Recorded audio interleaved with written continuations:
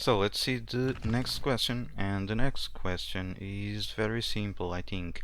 The value of the expressions, this expression and this expression, is the same. And then I have this print where we are checking if this expression is equals to the other one.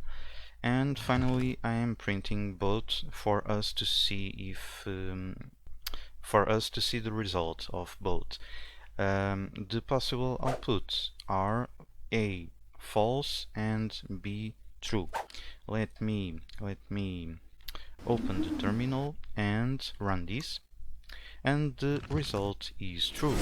Let's understand this. First, Python follows the rules of math, and the first rule that we must pay attention is the order of the operations. First, we have the exponentiation and the root extraction. Second, we have the multiplication and the division. And third, we have the addition and the subtraction. Okay? Another important rule that we must pay attention here is the parentheses. It isolates a sub-expression. Knowing this, let's see what happens in the first expression, and we must pay attention to the parentheses. It will start evaluating 2 minus 1, then it will evaluate 3 times 1, and finally it evaluates 4 divided by 3. In the other expression, it starts by doing the same thing, the parentheses rule, and then we must pay attention to the order of the operations. And since multiplication and division are at the same level, doesn't matter the order the remaining expression will be evaluated. Okay, so we will get 4 divided by 3 multiplied by 1. That is actually the same thing that happens in the first expression.